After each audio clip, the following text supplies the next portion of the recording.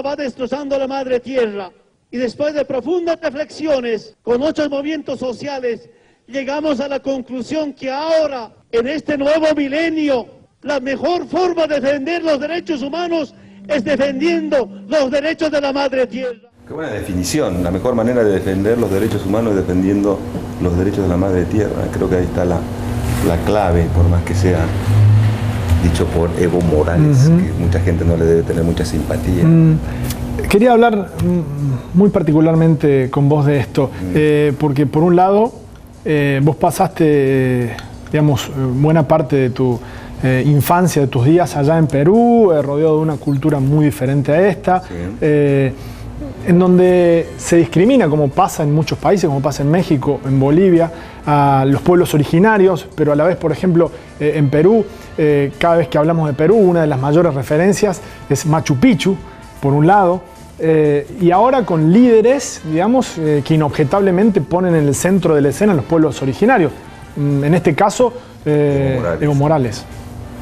Yo tuve la experiencia de criarme, de nacer en La Plata, provincia de Buenos Aires, y de pasar mi infancia y mi adolescencia, parte de mi adolescencia en Cusco, Perú, Cosco, capital, centro u ombligo del Tahuantinsuyo, y las grandes contradicciones que se viven en una sociedad como la peruana con respecto a lo que son, lo que ahora se dicen los pueblos originarios, antes eran estos indios. Es difícil de subsanar, ¿no? Y aquel que intentó subsanarlo, si nos vamos atrás en la historia, fue Tupac Amaru, que pagó con su vida, y con cada parte de su cuerpo, su mujer y sus hijos. De una manera muy terrible, sí. Y después nos venimos para al siglo XX, a la década del 60, y lo tomamos al general Juan Velasco Alvarado como referente también de reivindicaciones de estos auténticos habitantes, dueños de la tierra, como son la cultura quechua, la cultura aymara, hablando más que nada de la zona de Perú y Bolivia, ¿no? Y han sido estos dos referentes los que me han permitido tener una mirada más, no contemplativa, pero sí entender que una sociedad no puede crecer si no se reconoce a aquellos que han sido los que formaron parte de una sociedad bastante particular y mucho más justa que la que vivimos ahora, digamos, que fue el Tahuantinsuyo, por más que existiera una nobleza como la inca, pero los sectores más populares tenían todo lo que tenían que tener. Entonces, Velasco Alvarado como referente en la revolución militar, ¿no? Que termina con un golpe. Con un golpe de derecha. Pero sí, pero se olvidan de decir en el medio que intentó la reforma agraria, ¿no? Y la hizo. Hizo la reforma agraria, nacionalizó el petróleo, nacionalizó las minas de cobre, creó Petroperú, y fue el que impulsó también la ley de comunidad industrial, donde los obreros y los empleados participaban de las utilidades que daban las empresas. Hizo la reforma de la educación, impuso el uniforme único para establecer también esta cosa de que los estudiantes, por más que fueses a un colegio particular, como dicen allá, todos tuviesen el mismo uniforme.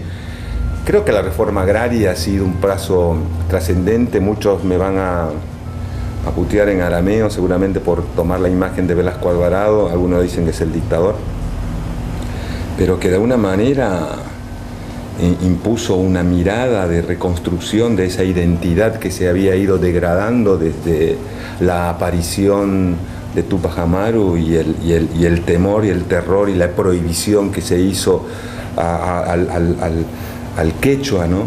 ¿Te jodía vos de chico la discriminación en la escuela, en el barrio? En Perú se discrimina mucho con el indio. ¿Los indios de mierda? Sí. ¿Te jodía? ¿O lo sentía como una injusticia en ese momento o no? Porque mi padre, que había estudiado en Argentina, se había dado cuenta de eso. Mi papá, la misma familia lo tenía como una rara avis. Vino de Argentina con pensamientos extraños, como se le va, el indio es el indio. Y mi viejo, cuando se produjo la reforma agraria y la revolución de Velasco, era el único que estaba a favor de la reforma agraria, porque obviamente mi abuelo, mis tíos, todos tenían, o mi abuelo tenía un campo, una hacienda, como se dice allá, que fue parcelada y dividida entre los campesinos.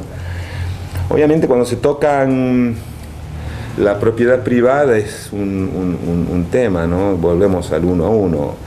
Piquete y Cacerola, la lucha es una sola, hasta que Piquete agarró para un lado y Cacerola recuperó algo de sus ahorros y ahora se queja porque, no sé, porque de alguna manera las políticas que lleva adelante este gobierno no responden a las necesidades de los sectores medios altos, o porque se han tocado intereses económicos de grandes corporaciones. Volviendo al Perú, para mí la revolución de Velasco Alvarado fue aunque muchos digan que hubo un retroceso desde lo económico, ahora Perú se jacta de crecer no sé al qué % del Producto Bruto Interno. Ahora el gran desafío que tiene el Perú es la distribución de esa riqueza que se gana en el Producto Bruto Interno. El campesino, creo, no estoy seguro, como para dejar un pedacito de duda al respecto, no recibe el tema ese del famoso derrame. Por algo vienen muchos peruanos, jóvenes peruanos, a estudiar a la Argentina, porque la educación es gratuita a nivel universitario, a nivel primario, a nivel secundario, o la salud pública. El gran déficit que tenemos en algunos países de América Latina es ese, ¿no? El tener un concepto de construcción de la realidad más ligada al capitalismo más salvaje, y dejamos de lado nuestras propias identidades, nuestras propias formas de construcción de la realidad, que tienen que ver, en el caso del Perú, y está íntimamente ligado al tema de la comunidad, a los ayllus, cómo se vivía en la época, no digo volver a eso, pero digamos del espíritu comunitario, se ha ido degradando, se ha ido disolviendo en los sectores medios altos de la oligarquía terrateniente, para entrar en contacto directo con lo que significa la mirada del consenso de Washington del 1 a 1. Todavía creo que en Perú, como en algunos países del Pacífico que están más atribulados o en sintonía directa con el ALCA, creo que padecen ese trauma, ¿no? ¿Volvés a Perú cada tanto? Volví la última vez en el 2000, antes de la hecatombe económica acá en Argentina. Después no volví más. Fui a cerrar algunas cosas afectivas, más que nada, de mirada hacia el pasado, de retrospectiva, de viaje interior. Intenté entender mi sociedad y el por qué soy como soy y no soy como muchos de mis amigos y familiares son, digamos, tener ese equilibrio o poner en la balanza mis valores y mis convicciones de dónde vienen, ¿no? Fui a hacer un recorrido por mi historia. Sos un tipo que lee bastante, entiendo. Quería preguntarte por César Vallejo, un poeta fenomenal que ha dado el Perú. ¿Te gusta? ¿Lo has leído? Lo he leído, sí. Me cuesta entenderlo, pero Vallejo es el bate peruano, no hay ninguna duda, ¿no? Vallejo es uno de los más grandes referentes de la poesía iberoamericana. Vallejo es el poeta que tampoco le escapa a las circunstancias y a la coyuntura que le toca vivir, ¿no? Entonces, algunos dicen que lo afectó durísimo la guerra civil en España, ¿no? Termina muriendo ahí, siguiéndola desde París. Totalmente. Digamos, tipo brillante. Se muere en París también, digamos, ¿viste? Esa cosa él ya lo sabía, ¿no? Del poeta tan incásico, entre comillas, y muere en París. Con un poncho. Con un poncho. Pero bueno, esa es la realidad nuestra, ¿no? En Vallejo uno también comprende esa gran contradicción que tenemos en esta América tan violentamente dulce, o uno lo tiene a Cortázar también, escapando no, huyendo no, entendiendo que Europa, en este caso París, es la cuna de la civilización y eso lo va a alumbrar para poder construir una obra artística que lo trasciende en el tiempo. Y de repente en París se da cuenta de lo que significa el peronismo, de lo que significa la Revolución Cubana, de lo que significa la política dentro de lo que es el arte. ¿Qué hay de eso?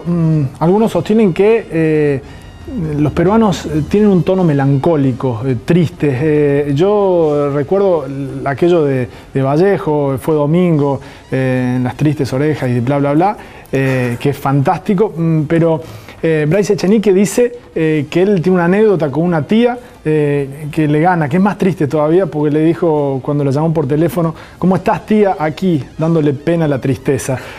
¿Hay algo de cierto en eso o no? Yo no creo en eso, digamos, eso más que nada estadios de las personas que se dedican más a establecer contacto con uno mismo y su historia, ¿no? Yo creo que la sociedad peruana en ese sentido, por todo el aporte cultural afro, es festiva. Es festiva. El hombre andino sí es más taciturno. Quizás esto que hablábamos hace un rato atrás, la ejecución y la tortura y la masacre de Túpac Amaru y la prohibición de hablar el quechua y de mirar a los ojos a los blancos, tenga mucho que ver con esto del campesino peruano que mira para abajo y habla con cierta melancolía. Pero si uno va a Perú y se encuentra con los sectores populares, aparece el cajón peruano que aparece con toda la influencia de lo afro en la costa peruana, en Cañete más precisamente, aparece toda la influencia china con su comida, digamos. Yo creo que no, el peruano es más que nada una sociedad festiva con todas sus contradicciones, ¿no? Pero no. Yo creo que es más el porteño, digamos, es mucho más, no diría melancólico, pero más estacionado en esta cosa del tango y del fracaso amoroso, ¿no? El peruano comienza con su guitarra peruana, ya el sonido de la guitarra peruana, tin, tin, tin, tin, tin, tin, tin, con ese punteo te despierta si estás melancólico. O el cajón, pum, pa, pa, ta, pum, pum, pa. A mí, criado en una zona de 3.200 metros, que es el Cusco, toda la influencia afro de Nicomé de Santa Cruz, de su Perú negro, a mí me permitió también descubrir y ubicarme en un país que también tiene esa realidad y esa influencia, ¿no? de todo el acervo cultural africano puesto, mezclado con lo incásico, con lo quechua. Brindamos. Salud, compadre, por el encuentro.